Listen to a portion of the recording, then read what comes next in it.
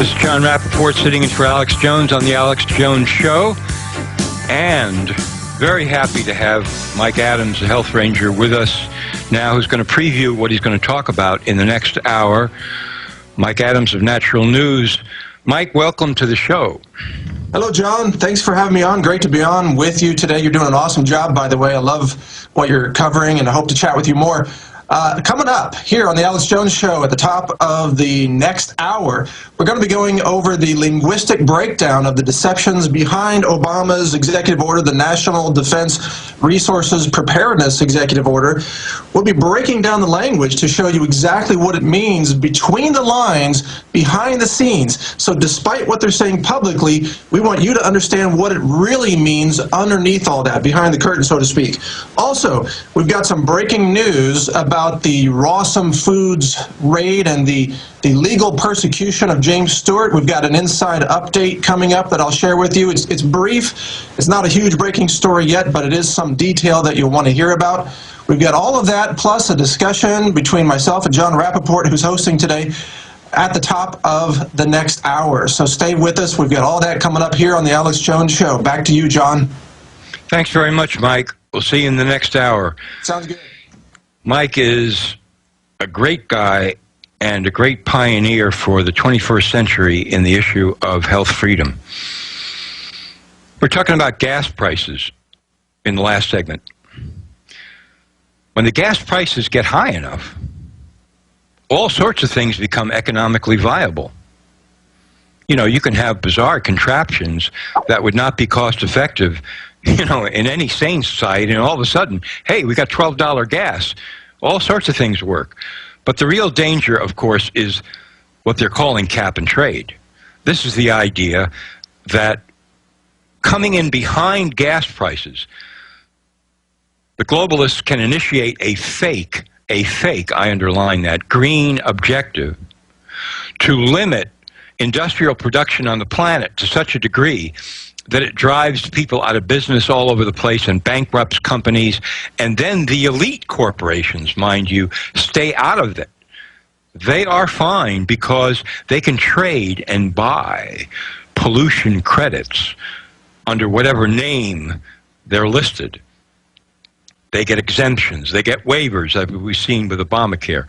They get all kinds of exclusions that allow them to keep on doing exactly what they're doing under the guise of these treaty agreements like NAFTA and CAFTA, World Trade Organization. They roam the planet at will, destroy whatever is in their path. They can bring in intelligence services, and they do, and they can bring in troops, and they do. They can bring in all kinds of forward deployment in order to make their conquest of populations that we're seeing now throughout the Middle East and in Africa work for them, because they want the resources. They want the rare earth minerals that China is now saying, hey, we're going to hold back on shipping rare earth minerals. That makes it even more urgent to go into Africa under the guise of humanitarian aid. We're here to help you. Yes, it's medical care. It's this. Rebuilding. We care. We're concerned. We want to give you a glass of water, a shot of a vaccine, whatever, to make it look good, but under the surface, it's all about conquest. Mega corporate, mega globalist conquest on the continent of Africa, on any continent that has the resources. And the labor, not so important to the globalists. Not so important. It's mainly, we want the land, we want the resources. That's the way it works. Hope you understand that. Hope you really get the picture of how this operates. Because can you think of anything more ridiculous than a man in a white coat with a lot of drugs and medicines getting off a plane somewhere in Africa as if he's a hero and going into a village saying, going to save all of you people. Yeah, save us from what? With what? Well, with my medicines and my vaccines. Really? Is that right? Well, let me tell you something, folks, just between you and me, okay? Just between you and me. What's been killing Africa and every poverty-stricken area of the world since the beginning of time is contaminated water supplies, starvation generation to generation, overcrowding, lack of basic sanitation. You want to learn something about the history of health and medicine in the West? That's what you learn. When you eliminate those for real, forget the medicines and the vaccines. When you eliminate those, you bring about a state of health. Then you show you care. Then you are concerned. Then you are contributing something to welfare of people. That's not what's happening in Africa, not what's happening in Latin America. It's not what's happening anywhere in the world, in any poor country.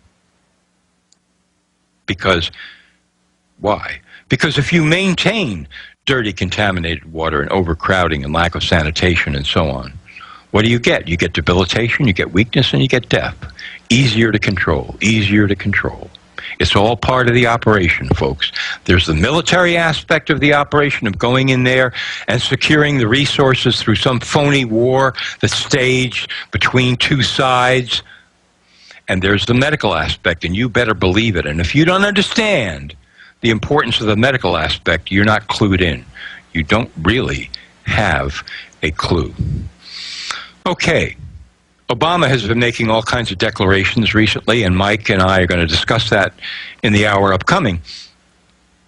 But there are some things to say about this. Executive order updated. Yes, we know that Bush issued a very similar order. This is only making a few changes, and Clinton did, and so forth. Okay. But it's a basic reiteration of the power of the president, which means the ruling authority to whom the president owes his allegiance, to basically control all of the resources of the country and destroy the country. We can arrest you, we can kill you if we decide that you're a combatant. That's already been established. And in this executive order, what is completely blurred over, most recent executive order, is the difference between peace and war. You see, because emergency measures that were announced in the executive order had to do with things like, we can take over industries for military production and so on and so forth, running through the entire society, what can be taken over by the government. We saw some of this in World War II. But now it's blurred over as to what the difference is between war and peace. What are we talking about here? Doesn't matter. Government can move in at any time and take this over. Absolutely. How do you like that?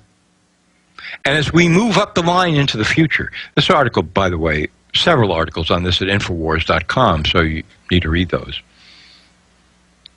As we move up the line into the future, which one of these articles points out, we're going to see more and more of this encroachment.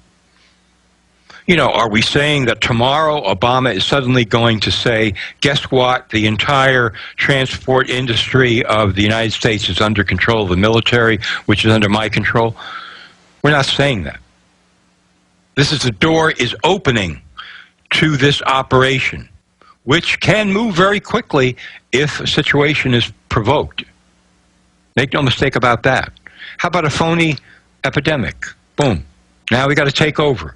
Okay, we're going to make a ring around this city. Yeah, we're going to quarantine Cincinnati. How about that? And the government is going to take over all aspects of business and industry that has any bearing on this city because we can, because we have this recent executive order. That's what we're talking about. All of this rolls up over time. It becomes more and more intrusive, invasive, and destructive. That's what this is about. While you're being distracted by all kinds of stories, this is what's happening. This is what's happening behind the scenes. Okay. So I gave you the stats on medical death in the United States. I could hammer that for the next 6 hours if I were on here, really. I mean, you know, they have to put me in restraints, so I don't do that because this is what people don't understand. But what lies up the road for you in this health insurance, national health insurance mandatory scheme, if it remains, is that you will be forced to take many of these drugs that kill people at this alarming rate in America every year. I mean, that's the bottom line as far as you and your family is concerned. Do you understand what I'm saying there? I mean, I hope you do. I hope you do. I hope you really do. Right? And then, of course, there's the question, well, wait, doesn't the FDA certify all new drugs as safe and effective? How could they allow these drugs that are killing people at the rate of 106,000 a year in the United States to enter into the mainstream and be prescribed by doctors? Because they're responsible for certifying these drugs as safe and effective. Well, there's a thing called faking medical reality, okay, which is connected with published studies on the safety and effectiveness of the drugs, and we'll be getting into how that reality is faked to make it look as if these drugs are safe and effective when actually they're maiming and killing people. I mean, maybe you don't think this is important. I think this is one of the most important things in the world. It's political, don't you see? It's political. It's not medical. It's not medical. You kill one person with a drug, 1,000 people, 100,000 people, that's political. And you better get used to understanding that. That's crossing the line from medical to political. That's murder. That's an operation, an ongoing operation to debilitate and destroy families, communities, people's lives, their children's lives in this country. That's what that is. Okay. I guess you understand that. I hope you do. I really do. I want to read you a quote here. This is from a woman named Marcia Angel, or Engel, MD, who was the editor of the New England Journal of Medicine, which is the most prestigious medical journal in the world. Okay, she was the boss over there for 2 decades. And this is what she writes. It is simply no longer possible to believe much of the clinical research that is published or to rely on the judgment of trusted physicians or authoritative medical guidelines. I take no pleasure in this conclusion, which I reached slowly and reluctantly over my 2 decades as an editor of the New England Journal of Medicine. It is simply no longer possible to believe much of the clinical research that is published. She means in her own journal, in other journals, mainstream, the most influential journals that dictate to the press what the press and media say about medicine and the effect of medicine on life in this country. It is no longer possible to believe the research that is published. This means research on drugs, new drugs, folks, on the drugs that these drug companies want to foist upon you. The research that they do that is printed in these journals that the FDA looks at, that turns out to be fake research. That's what she's saying. It's no longer possible to believe it because it's faked. I'll describe a little of that as we go on here. Okay, back to politics. What's happening in breaking news these days in the country? We have a race to the top, the horse race to the White House, right? We have the Republicans, we have the demos, we have no independents this time around that anybody can observe with a microscope. We have these people arguing among themselves and self-destructing and so on. Anyone speaking about any of this material that we're covering here today? No. Not that I'm aware of. Ron Paul, who's a doctor, may be speaking about some of it. Instead, what they're talking about is, I'm tough. No, I'm tougher. No, I'll be even tougher if you elect me. This is all mind control, folks. This is all about image making on all sides. Democrats, Republicans. Who can put up the image that is going to click the counter in the brain of people and force them to go to the polls and say, this is the guy that I want? I mean, talk about current news. Have you been watching the debates as they play out over the last several months? It's all about operant conditioning to condition citizens of this country who are voting into how to look at the faces that appear on the screen. Is it going to be a positive react or negative react? If the candidate says this in a certain kind of way, is it going to create a positive effect or a negative effect? And how about the makeup? And how about the suit? And how about the tie? And what is the message that you've got to get across tonight?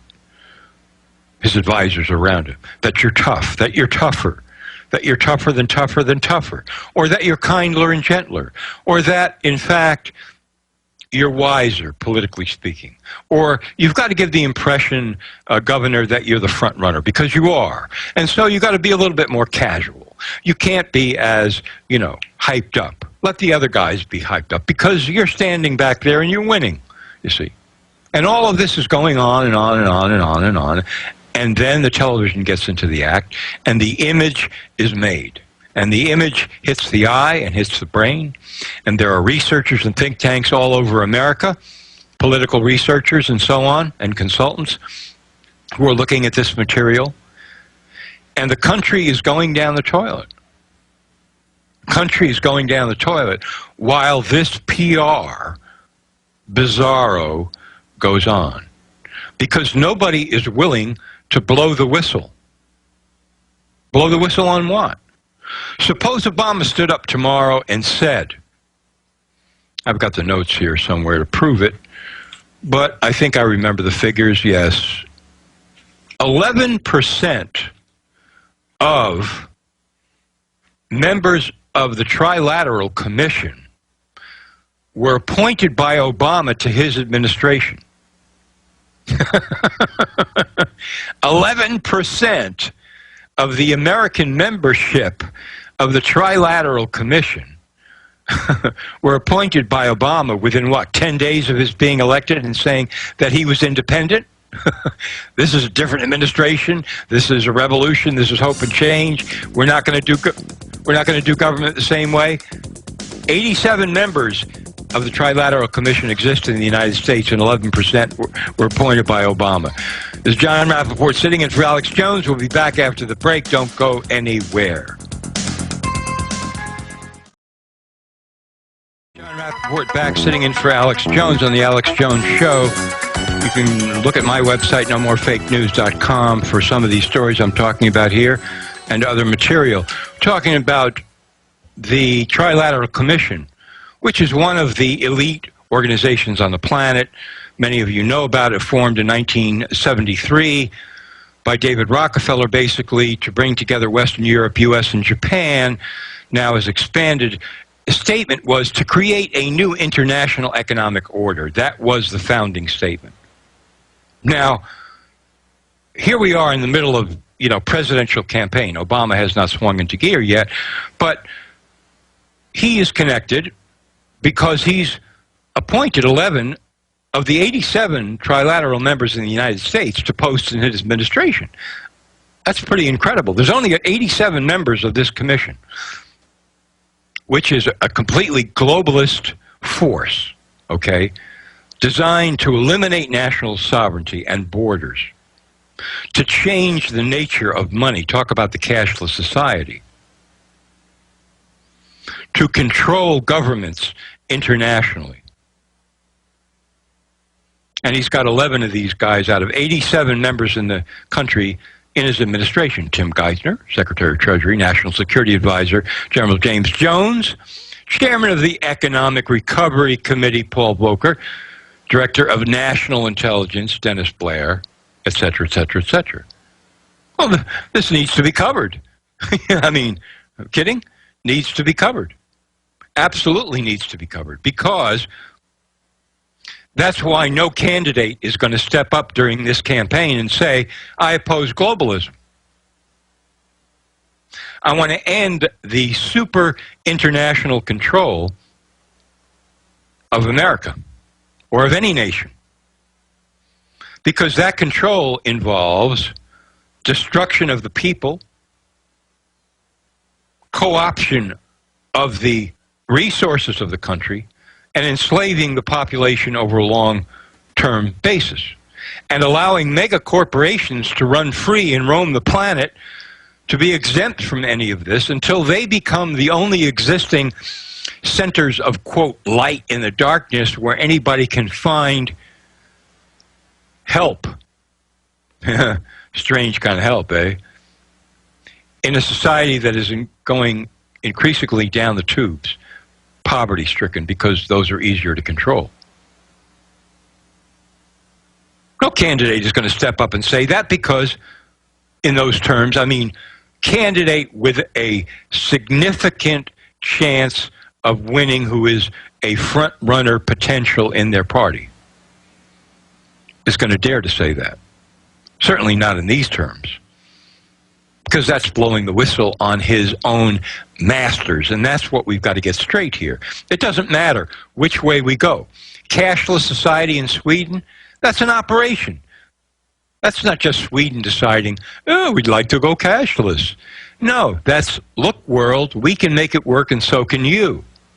And now you can be completely watched and tracked and surveyed, and you will be under the loving eye and massaging hand of globalism throughout society. We will track where you go. We'll know what you buy, every penny. If you try to hide anything from us, God forbid, we'll know. We'll bring it to your attention, and we'll take the money out of your account and put it where it should be. You know, we're money managers. That's what we're doing, folks. We're going to manage your money for the rest of your life, right? That's where we're heading with this. People like the Trilateral Commission want to create a new international economic order. Well, that's where we are. This is Jon Rappoport. What about the CIA spying on you through your refrigerator? We'll get to that right after the break. This is Jon Rappoport sitting in for Alex Jones in the Alex Jones Show. We're in the third hour here. And we're going to bring in Mike Adams, the Health Ranger, naturalnews.com, who is leading, I mean, in an incredibly great way, I got to say, with much admiration, breaking stories, the issue of health freedom, political freedom, wherever there is something important to be dug up, Mike is there. Mike, welcome to the show. Hi there, John. Thanks for having me back on. We've got a lot coming up this hour. And I got to say, you know, look, we're all just info warriors, really, if you think about it. It's people like you and I. It's Alex Jones, the tip of the spear.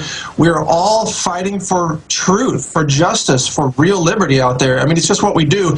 And I kind of agree with Alex. We don't want to be patted on the back for it. We just want people to wake up and take action on what we're talking about. So with that said, let's move right into the issue. Are you cool, John? I wanted to just finish up this little piece that I was talking about, the CIA spying on people now through smart appliances in their homes, where toasters and refrigerators and stoves and ovens and so on are going to be connected up to the internet in a way that will allow you to be spied on in your homes. I mean, it's completely insane. I don't think we need to get into that. But the thing that interested me in the story was that Petraeus, who is, you know, head of the CIA, was talking about this at a conference of In-Q-Tel.